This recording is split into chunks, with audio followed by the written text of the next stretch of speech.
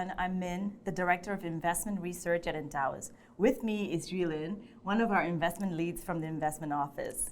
For those of you who may not be as familiar with Endowus, here is a quick introduction. Endowus is Asia's leading fee-only wealth platform that offers advised portfolios and funds.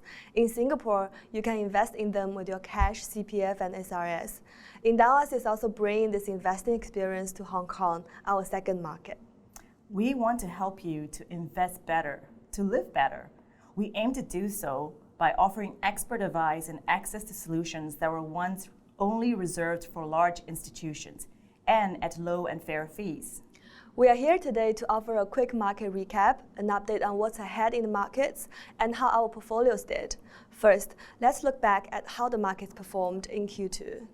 In the equity space, the global equity markets, as represented by the MSCI All Country World Index, were up about 6.2% in US dollar terms. Growth stocks, in general, outperformed value by a wide margin of more than 600 basis points. The difference was even more stark when comparing the performance year to date.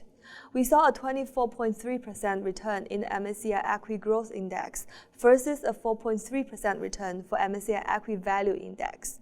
Large caps again did better than small caps in Q2. The US as a market did very well in Q2, even as its performance was second to Japan. Looking closer at the S&P 500, we see that most of the returns were driven by the mega-cap tech stocks in the index, or the Magnificent Seven, as some commentators call them.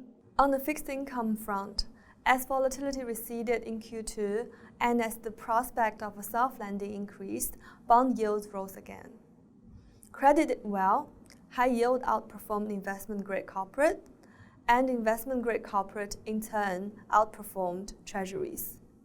Inflation-linked bonds, known also as linkers, were the worst performers, partly due to their longer duration maturity. Longer-dated bonds generally underperformed shorter maturity bonds, and emerging market debt was one of the top performers in Q2. Let's now discuss what investors should be watching out for in Q3. Investors will be looking at how central banks balance between a growth pullback and cooling inflation.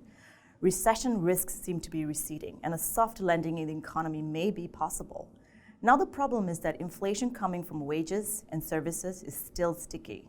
This means employers are paying more to hire staff, while air tickets and meals at restaurants are becoming more expensive. So inflation from these sources are not coming down as quickly as central banks would like, creating a concern about how much inflation will actually cool. Central banks step in to deal with inflation by raising interest rates, impacting the cost of capital.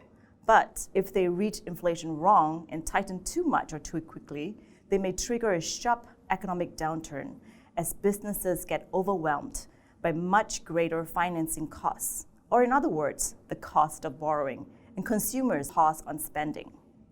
What this means is that uncertainty is ahead.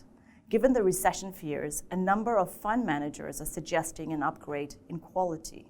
This means having exposure to stocks of companies with strong balance sheets and proven business models to help weather any storms ahead. We don't know how much more the Fed and other central banks would raise rates in the second half of 2023. When it comes to the Fed, the markets seem to have priced in one or two more rate hikes. Because of this uncertainty, it is advisable to stay invested in a globally diversified fixed income portfolio with exposure along different parts of the yield curve and sectors. Lastly, we've seen the major stock markets rally in recent times. But in looking at the composition of the rally, you will find that big tech stocks have been responsible for most of the gains in the S&P 500. The so-called Magnificent Seven are familiar big tech consumer names. Their combined market value has surged about 60% this year, fueled by optimism over the developments in artificial intelligence. As of July this year, they are worth a staggering $11 trillion combined. So the question is, can this narrow rally be sustained? Will it broaden out to the rest of the markets? Our view remains that this has always been hard to predict. Our advice is to have a globally diversified equity portfolio that makes up most of your investments, and if you like, to complement this with a tech fund or an actively managed fund. This is also known as a core satellite investment approach. In times of uncertainty, our advice remains steadfast. Stay invested in diversified portfolios and adopt a core satellite strategy. We'll now take you through a review of how our advised portfolios did in Q2.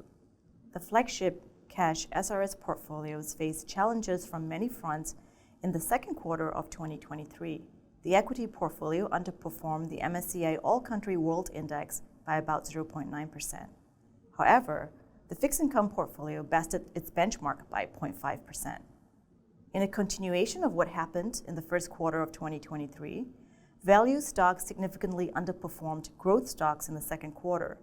The equity portfolio, with its value bias, small cap tilt, and slight overweight to emerging markets, underperformed its benchmark. The fixed income portfolio outperformed its benchmark, and the global fixed income market, helped by its larger allocations to corporate bonds and emerging market bonds relative to the index. Emerging market debt and corporate bonds outperformed U.S. Treasuries in the second quarter. The PIMCO Income Fund and the PIMCO EM Bond Fund were the best performers in the lineup. The Flagship CPF Portfolios posted positive returns for the second quarter of 2023. The equity portfolio underperformed the global equity market by a slight margin, while the fixed income portfolio eked out a 0.4% outperformance over the global fixed income market. The equity portfolio had a slight tilt to value due to its allocation in the first tier dividend advantage fund, and that detracted from relative performance. The portfolio also tends to have a slight overweight to the emerging markets relative to the index. This had a negative impact as emerging markets underperformed developed markets. Meanwhile, the fixed income portfolio tends to have a shorter duration relative to its benchmark. This is because a third of the portfolio's assets are allocated to the UOB-AM United SGD Fund, which is more conservatively positioned and has a shorter duration. That is, it is less sensitive to interest rate movements. This helped as longer-dated bonds underperformed shorter maturity bonds. The East Spring Singapore Select Bond Fund, with its focus on the Singapore fixed income market, was the best performer in the lineup. The factor equity portfolio underperformed its benchmark due to its overweight in emerging markets and its overall small cap bias. The portfolio's main allocation to Dimensional Global Core Equity Fund lagged the MSCI World Index. The factor fixed income portfolio performed in line with its benchmark. The Dimensional Global Core Fixed Income Fund was the main detractor as it underperformed the benchmark. The ESG equity portfolio delivered positive returns in Q2, although lagging the MSCI equity slightly. The portfolio's overall sector allocation contributed to relative performance. Energy sector performance was sluggish in Q2, so not owning any stocks in that sector helped. Additionally, the portfolio's underweight position in the consumer staples sector and its overweight position in the IT sector contributed positively. The ESG fixed income portfolio's performance was about in line with the benchmark in Q2. The JPM Global Bond Opportunities Fund was the largest detractor in the second quarter. Let's now turn to our income portfolios. All three posted positive returns in Q2. For stable income, the main contributor to relative performance was the PIMCO Income Fund. The portfolio's allocation to emerging market debt also helped. The payout yield for this portfolio was 5.5% for June. For higher income, the fixed income portion of the portfolio delivered relatively strong performance, but the equity portion underperformed the MSCI equity. The portfolio's overweight allocations to real estate and infrastructure sectors were the primary detractors. Its emerging market allocation also hurt its relative performance. The payout yield for this portfolio was 6.5% for June. For future income, the equity portion also underperformed the MSCI equity. The same detractors as the higher income portfolio were in full play. Overweight in real estate and in infrastructure, as well as emerging markets. The payout yield for this portfolio was 5.1% for June. We'll now turn our discussion to our cash portfolios. In Q2, the Cash Smart portfolios continue to generate positive returns. Cash Smart Secure, with its ultra-short duration, benefited from its more defensive positioning. The projected yield range for June was 3.6 to 3.9%. Cash Smart Enhanced also generated positive returns, leveraging on its allocations to the Asian investment grade and short duration bond market. The projected yield range for June was 4.3 to 4.6%. Cash Smart Ultra was the top performer within the Cash Smart suite in the year-to-date period. It benefited from its exposure to Asian short duration bonds and the US securitized market via the Lion Global Short Duration Bond Fund and the PIMCO Low Duration Income Fund. The projected yield range for June was 4.6 to 4.9%. Finally, let's review our satellite portfolios. The China equity portfolio underperformed its benchmark over the second quarter of 2023. While the portfolio's allocation to JP Morgan China A Opportunities Fund was a key detractor, healthy exposure to Greater China equities via the Schroeder Greater China Fund and the First Sentier Regional China Fund added resiliency to the portfolio's performance by mitigating some of the negative impact from the onshore market. The China fixed income portfolio registered positive returns over the first half of 2023. The BlackRock China Bond Fund was a major contributor to relative performance, whereas the Neuberger Berman China Bond Fund detracted.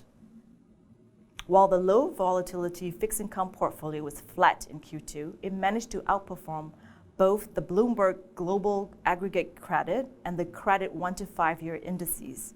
The allocation to shorter duration bonds was the primary contributor to relative performance. The Megatrends portfolio generated positive returns during the second quarter as markets rallied on the back of enthusiasm over artificial intelligence and the moderation of inflation numbers in the US. However, the portfolio's returns were lower than the MSCI equity due to a lower exposure to the key mega-cap companies that benefited strongly from the attention on AI. The technology portfolio outperformed the broader equity market but slightly lagged the MSCI equity IT index. The underperformance relative to the benchmark was due to the portfolio's allocation to small cap companies as well as its larger allocation to non-momentum driven names. Nonetheless, the portfolio was able to participate in the recent tech rally through its underlying funds, such as the Franklin Global Technology Fund and the Allianz Global AI Fund. The global real estate portfolio generally performed in line with its benchmarks, boosted by relatively robust performance from the Janus Henderson Global Property Equities Fund and the BlackRock Global Real Assets Securities Fund. The portfolio's modest exposure to utilities contributed to performance as well. Thank you for listening in, and we hope these insights will help to guide your investment journey. If you have more questions, please feel free to reach out to our CX advisors through the links in the description below. Subscribe to follow Endowus on YouTube to stay updated on our video content. We will see you next time.